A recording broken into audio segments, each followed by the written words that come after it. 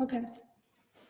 All right, coming back to it, this is our Hackaday quantum computing page. This is where you can find the slides, and I post the recording link here. And the thing that I'm also asking people to do is you can make comments and send questions here. If your questions that you post in the message here do not get answered, just come to Hackaday page. I have noted down some of these questions from last class. Some of them I've already answered, but some of them I may come back. I may address them in the class or make further comics to describe the answers.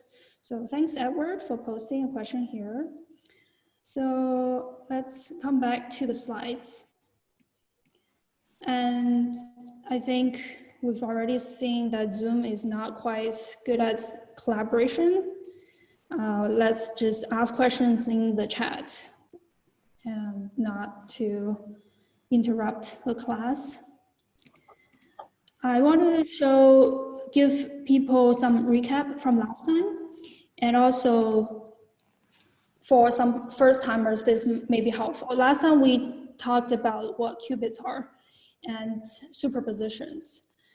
In general, you can imagine all kinds of quantum systems with all kinds of probabilities. They would just add up in a linear combination that's called superposition.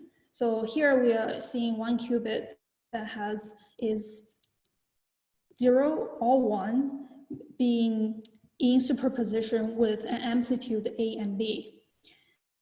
The amplitude here has a significance that when you have a square of the amplitude, it means the probability of that incidence. 0, for example, A square means how much of 0, the probability of that state being in your system. This is a recap to just show you some of the examples that quantum state is a representation of probabilities. And the significance of amplitude here really gives us the opportunity to understand measurement. So let's delve a little bit of the amplitude here again. I've shown here several different numbers of qubits. If we have 1 qubit, that means your system could be in 0 or 1. The probability of 0 or 1 is given by the amplitude A and B here. A and B can be any number. It could be positive, negative, or complex numbers, as long as their square is their magnitude squared, summing up equal to 1. From this pie chart, you can easily see that the probability needs to add up to 1. So the area together form a circle. If you have 2 qubits, then there are 4 possible configurations you can put your 2 qubits in. It could be, both qubits could be 0, or both of them could be 1. But we also have the case that one of them could be 0, one of them could be 1. So in total, we have 4 possible configurations. To represent the full state, you write out all 4 possibilities with weight, amplitude, A, B, C, D. Again, you are summing up the squares, each of them to get a 1. If you have 3 qubits, same thing, but then you are having 8 different possible configurations. So what this is telling us that as the number of qubits increase, if we have number n qubits, then there are 2 to the n possible configurations in your system. This is very powerful. Instead of classical computing, classical bits, where you have to represent every single state with a bit, here you have a superposition of all those possibilities.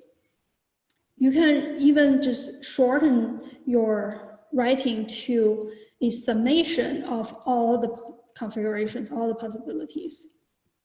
Here we see that the number of configurations scales as the number of qubits with 2 to the n, but also there's infinite numbers of possibilities for these amplitude. This is one of the most powerful things about a quantum bit, is that is got all of these possibilities all in superposition together. And they all exist. If you were to describe it with a classical bit, you would have infinite number to describe them. And we started using the direct notation. I haven't really introduced it, but that was that symbol there, vertical line and your state plus a bracket. But I want to show you where it first came from. It's named after Paul Dirac, one of the greatest physicists who contributed in quantum computing in the 60s. That during that time, it was when quantum mechanics was just starting. Physicists back then were only familiar with classical systems. When they observed quantum behaviors in experiments, they found them very, very strange, and they didn't know why those results came about. However, they could write down, they could try to capture them with equations. So this Schrödinger equation describes a quantum system. If you look at the form of the Schrödinger equation, you know that this is a wave equation. A solution to the wave equation is a wave function. If you look at this form here, that's what I showed earlier, a summation of all the possibilities, all the possible wave functions. Together, they form a solution to this Schrödinger equation here. And Dirac came up with this notation to shorten how we write it, because otherwise you have to represent your coefficients and each wave function in a very lengthy wave function notation, and there's overlap integrals involved, is very lengthy. But he just wrote out, okay, so this whole thing will represent a state. And the coefficient, you can get it from the overlap integral of that particular state with the overall state. This is a little bit of physics, and we won't be using it very often. So I just wanted to mention this for people who know about the quantum mechanics, Schrödinger equations, to see the significance of a qubit compared to a wave function here. This notation is called kit. So this is part of a bracket notation. This whole thing is called bracket. The beginning, this one is called the bra, this one is called kit. So together they mean a integral. So not so much of wave functions will be needed, but for people who learned a classical way of learning quantum mechanics, this is how they relate. But I want to go back to the importance of amplitude. Where else have we learned about amplitudes? We've experienced it every day in waves. Water waves, sound waves, light waves, they all have amplitudes, and electrical waves that we detect on oscilloscopes. You've seen a lot of these. We know that amplitudes, if they have the same sign, if they point in the same direction, they add up. So the amplitude of two different waves, if they are constructively interfering, they would be adding up. But if their signs are pointing in opposite directions, they will cancel each other out. This happens in our quantum mechanics. And essentially, that is what we observe every day. So let me give you an example of how the amplitude is a significant quantity in quantum mechanics. So classically, if you want to represent probability, you just write out the probability. So say, I want to know if it's raining or sunny the day after tomorrow. If we were in a classical system, you just draw out the tree diagram and you multiply down all the probabilities. So sunny, you have two paths to get sunny. There's 50% tomorrow being sunny can split into two outcomes with I'm just giving random numbers here, 30% of being sunny and 70% of being rainy. You time these two. Plus, the other option is first getting rainy and then go to sunny. So in this case, you get 60% of likelihood that tomorrow, the day after tomorrow is sunny. However, if you were in a quantum system, the probability is not what we use directly. We use amplitudes, the coefficients that we put in front of the states. So we take a square root of these numbers. But then because amplitudes, we don't have any requirement of their signs. As I mentioned earlier, it could be positive, negative, or even complex numbers. For the sake of proving this, I'm just randomly assigning a minus sign here and see what happens. What you need to do is first time down the amplitudes and then take a square of the whole summation. But then because of this negative sign here, this path of getting a sunny day is interfering with your first paths. It actually subtracts with that and reduces the probability of getting a sunny day. So this is very strange. It is showing that in the quantum system, having more paths to get to the answer you want could lead to a reduction of its likelihood. This is very strange. It's very different from what we are used to in classical case. Essentially, what we observe in a quantum system is what the most possible outcome is that goes from that comes out of a constructive interference. So I think this maybe seeing it the first time is not very easy to absorb, but think about it more after this class, is that there could be an interpretation of measurements in quantum mechanics being we have all kinds of possibilities existing, but what we see is the outcome from constructive interference because the destructive ones get canceled out. So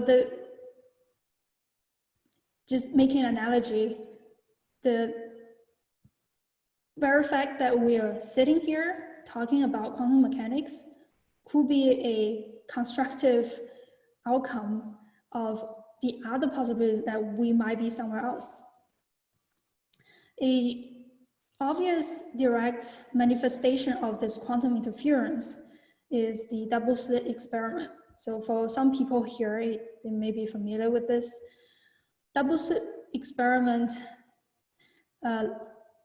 tests out how a beam of electron can land on a particular place after going through some slits. If you just have one and you block one of them, there's common sense that most of the electrons will land near this slit. So this is plotting the probability here. But if you open this other slit, you have two slits. Some people may think, oh, I would just have an additional another peak here. But in fact, it doesn't do that. What we see is a peak in the middle, and then the places where we may expect more electrons to exist, they actually don't have that many electrons. This spectrum is caused by interference. And this is a very direct manifestation of interference, and interference causes the result of our measurements. So superposition is enabling this strange behavior of quantum interference. It also enables something else, but we'll see it next time. And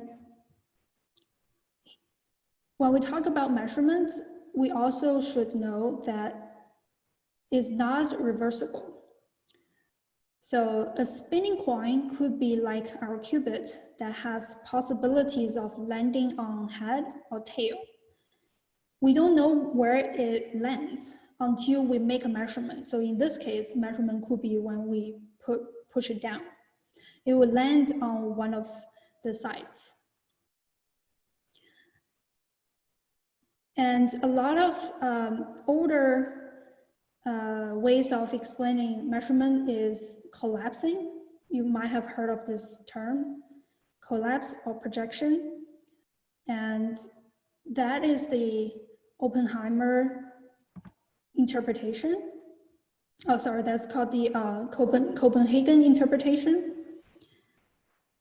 But now I think a lot of people are starting to adopt this many worlds interpretation, where interference is the actual mechanism that goes in here. But of course, projection or collapsing, it seems easier. So if you start with 2 qubits that will have 4 possible outcomes, when you do a measurement, say you're measuring the first qubit, if the result is 0, you would know that your state will be in either this 0, state or 0, 1 state. So you get rid of the other 2 because it's not possible from those other 2 states. Then you get a probability of these 2 coefficient magnitude square adding up. And after the measurement, your state, people say collapse, but really it's just you're getting the result of these 2 outcomes. Some good material to read further is from Scott Arison, these generalized probability theory, where he gives pretty interesting explanation why our world functions with amplitude square instead of just the probability. So classically, the probability adding up equal to 1 is called 1 norm, and that's what we are used to with our everyday experience. But then amplitude squared equal to 1 is the actual quantum mechanical mechanism that goes around in quantum systems. And that's how our world behaves. That's just, we can always ask why that is the case, but really our world behaves in amplitude squared equal to 1 way. If you want to read some literature, there are some links here in the slides you can go into. Is more mathematical. To finish off, I want to give people an idea of what's coming up. I think we are pretty much done. I don't want to give too much physics because this is a quantum computing class. We have a lot of other interesting problems that we want to look at. So theory about physics, I would talk about entanglements next. But then we'll start looking at some computational theory. So how do we use the qubits and how do we form gates to manipulate the qubits? Then we can look at algorithms. We have to know about the algorithms in order to understand more about the software, why it is useful, why are we using quantum computing. I think using that, we understand why we're building computing, then we can look at hardware. But I know that there's a lot of interest in this audience in hardware, so maybe we'll move the hardware a little earlier. But I think we need to build up some of the fundamental understanding about quantum mechanics and quantum computing in order to see how hardware is made. So I would give some high-level description of different types of hardware in some near future classes. So the time passes very fast. I will stop here and I would answer some of the questions here. Then we can go to Hackaday if there are more questions. Let me see how to stop sharing and come back to the chat channel. Hi, Kitty. Hi, Ellen. There's one question in the chat that says, I have a query. How exactly are the quantum computers faster than their classical counterparts? It's not necessarily. The second question saying, since the qubit is the basis of quantum computing, are the state of the qubits are based on the amplitude of the individual states that make up the qubit? And what are the physicality of measurement of these values? Wow, two good questions. Using myself again now. Yeah, so first question is why quantum computing can be faster than classical computing. That's not exactly true. Quantum computing is efficient in solving certain problems. There are a lot of very fast classical algorithms, and the quantum computer are not necessarily going to be faster than them. They're just targeted to solve different problems. From the first class I introduced, I explained a little bit about there are certain problems that our classical computers run into fundamental limitations, especially when the system that you're trying to describe, say you're simulating a chemical, very complex chemical molecule. Our classical computers may not be able to do it because it's too complex for our classical algorithms and fundamental construction of classical computers. So we have to think about alternative ways, for example, using the actual quantum mechanical basis to simulate your chemicals. So they're targeting different problems. So it's not necessarily one is faster than the other. Later on, we would describe a few algorithms like Shor's algorithm or Groover's algorithm, Deutsch and Hose algorithm. You can see that for certain tasks, quantum way is more efficient. So that's for later on, but if you want to read a little more on your own, search for quantum algorithms and see where they can be more efficient. So the second question, if I remembered it, is about if the state in our quantum system is described by individual states that are in superposition. Is that the question? If I understand correctly. So yeah, the question was, since the qubit is the basis of quantum computing, are the state of the qubits based on the amplitude of the individual states that make up the qubit? And from the same person, what are the physicality of the measurement of these values? I'm not sure. And then I'm trying to get a meeting point for conventional computing and quantum computing for context. Okay. Well, they function completely differently. So classical computing is based on your transistor being just in 0 and 1.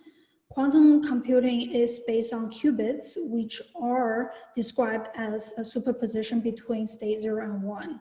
So the amplitudes, yes, they do determine where the qubit is exactly at. And I think it would be clearer later when we look at some hardware systems, how we realize the zeros and ones and the amplitudes in the systems. There are many different kinds of quantum computing hardware.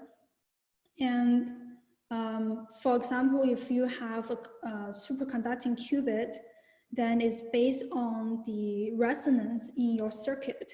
Then you can manipulate the amplitude using a resonance with a microwave on your circuit. If you're using, say, a topological qubit, then you are manipulating which state your qubit is on with perhaps magnetic flux. And if you have a trap iron type of qubit, you can manipulate the spin of your atom. So the measurement would be basically to figure out where the states are and their each individual amplitudes.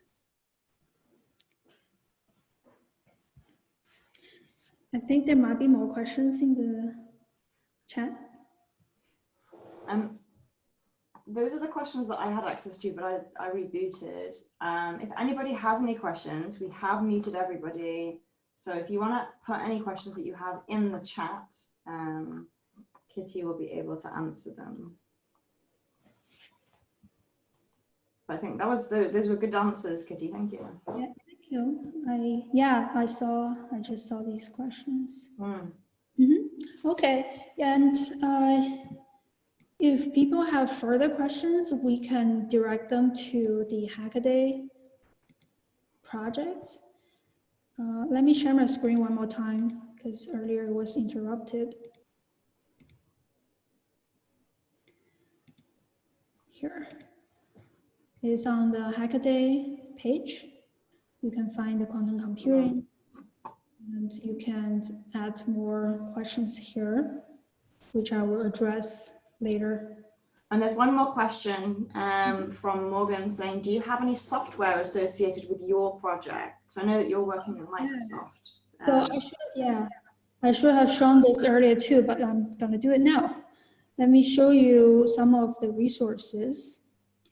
This is our Microsoft quantum computing documentation page. And I actually manage this page. It's all open source, so if you want to add anything, you can do a pull request. And also together write API documentations and libraries.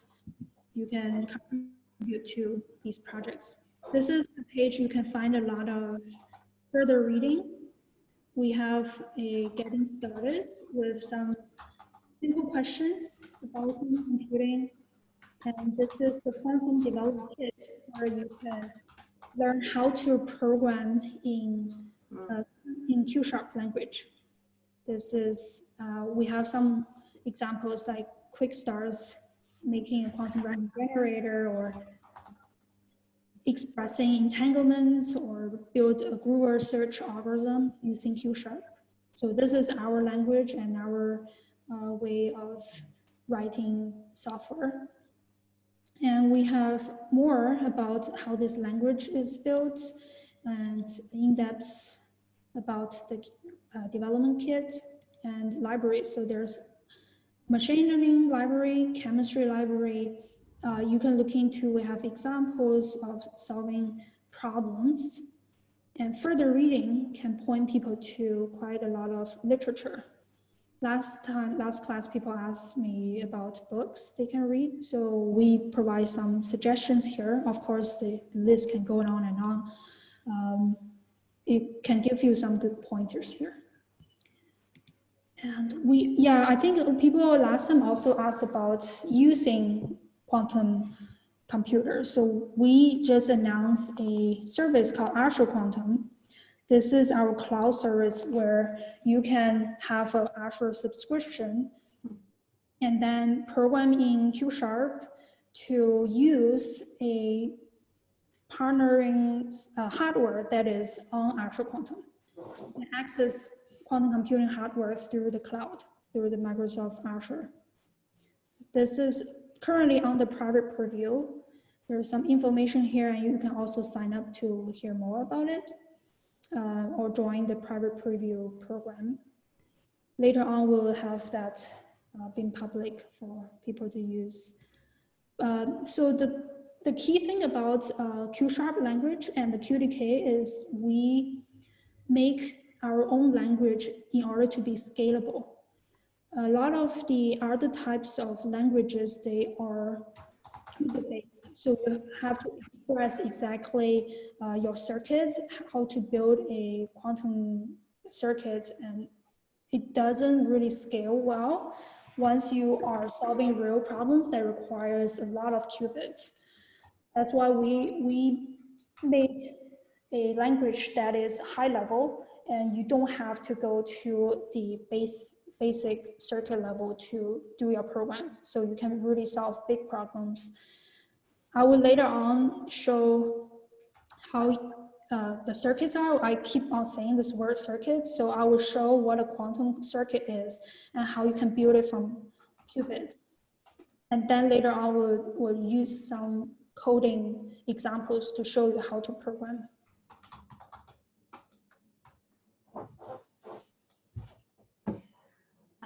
There was also a question from Bob Griffiths, which I thought was interesting. It says, does this mean that the result of a quantum algorithm will always be a likely solution as opposed to a definite solution? So you're asking if our world is deterministic or probabilistic. And there's a lot of debate about it, and I think it's the latter. But if you're using an algorithm to solve a particular problem, you know what you're getting. So if you want to look at a specific algorithm, you can see why that's the case. But then asking if our world is probabilistic, that I think it is, but that is a little like what happened before the Big Bang.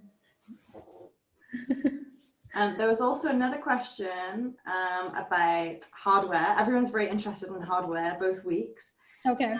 And Morgan said, I've heard that the Microsoft's approach to quantum hardware is somewhat different. Will that be covered next week when you cover hardware? I didn't get the last. Oh, sorry. That was me being a bit Welsh and speaking really fast. Morgan said, I've heard that Microsoft's approach to quantum hardware is somewhat different. Will that be covered next week when you cover hardware? Would that be what? Covered. Sorry, that's my accent. Covered. Let's be covered. Yeah, so, you know, Microsoft's approach to quantum hardware versus... Oh, would that be covered? Oh, okay. Yeah, sorry. Yes, definitely. Yes, I think I would, I know there is a lot of eagerness about hardware here, and I will definitely show hardware in the next couple classes. That's cool. I haven't decided when to show it because I think we still have to get past some of the theoretical understanding. So pretty soon, I have all the materials. I just have to think what is the best for people's understanding. Yeah, versus IBM and others, exactly. So IBM and Google, they're using the superconducting circuits. I think they have a new standard called the NISC, which is a noisy type of circuit. So they are very scalable because it's based on CMOS fabrication. You can design your components into all kinds and then fabricate in the clean room as how we make transistors. But then they could be very noisy. They can be subjected to entanglement with its environment. more easily than some other methods. So that's why they have a NIST standard. So they need to come up with like error corrections to work around the noise it generates. So I mentioned the word entanglement. So we need to learn about entanglement before we jump into hardware. The Microsoft way is the topological way that is much less easily entangled with the environment because it's based on its topology instead of the individual electrons in your system. I will show some comics about how that is just from a high level standpoint. Of course, all these architectures are being developed and improving all the time. Additional maths, not necessarily, no. I'm trying to use as less math as possible. Of course, I will give pointers to maths and you can go look into those. For example, so far I haven't talked too much about complex numbers. You can read about those. And vectors, you can also read about those. Next couple classes, I will talk about gates, which will use matrices. But those are still, if the level that is required us to know is not very high. So you can just read about it and yeah. Thank you, Kitty. Mm-hmm. Yeah, I would definitely show people more. We just have half an hour every week. It's, not to overload people with info. Great. Thanks, everyone. Thank you. Yeah, I'm gonna talk now. Thanks. Hopefully we'll have a good recording, clean recording. Are you going to update your Hackaday project page with today's slides? Oh, yes, I would do that. Awesome. Yeah, the new comics are already there. Cool. I would post the slides there. And are the recording for last week, was is there a link on the Hackaday project page? Yes. Yeah, it's by I put it in the description of the file of the slides. Thank you, Kitty. Thank you so much for moderating.